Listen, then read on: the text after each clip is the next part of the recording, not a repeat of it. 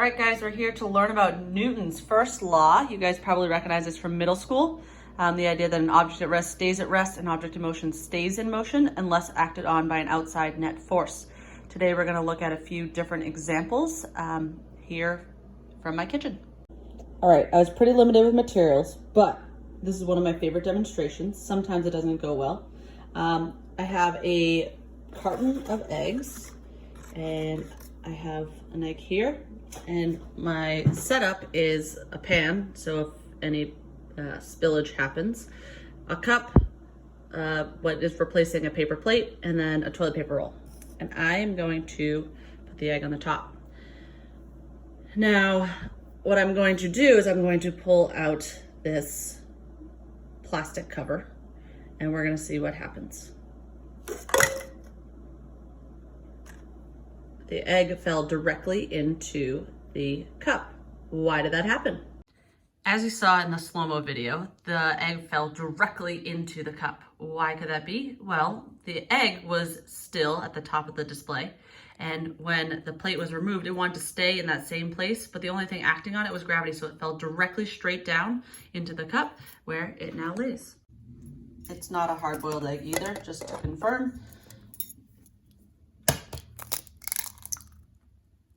So to bring it all back, the object at rest, the egg, stayed at rest, and it would have stayed there except for that gravity was acting on it, which caused it to fall directly down, but there were no forces acting on it in the left-right direction, so it didn't move in the left-right direction.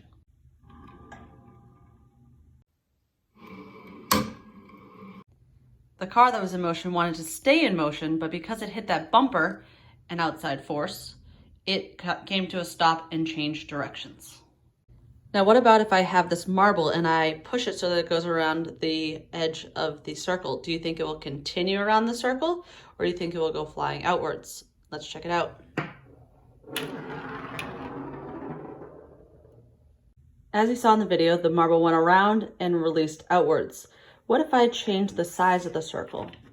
Do you think it will have a better opportunity to close off the circle? Let's check it out.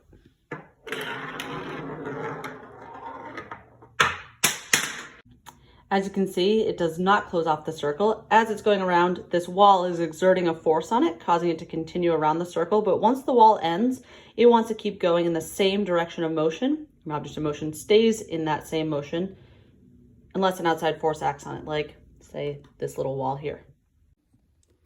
Here I have a car that has a cannon out the top of it. When I pull this back, you'll see a marble launches out and goes right back into the cannon. It goes directly back into the cannon because there are no left-right forces acting on it, causing it to go straight back down because gravity is the only force acting on it in this case. Now, what if I were to roll this and release the marble? Would it go back into the cannon? Would it miss the cannon behind or miss the cannon ahead of it? Let's find out.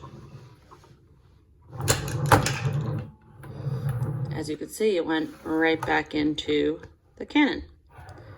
Remember, an object in motion stays in motion. As it was rolling with the car, it wanted to stay in the same motion as the car. So it continued to move forward because that's the motion it was doing with the car, causing it to land exactly back in the same spot where it was when it left the car.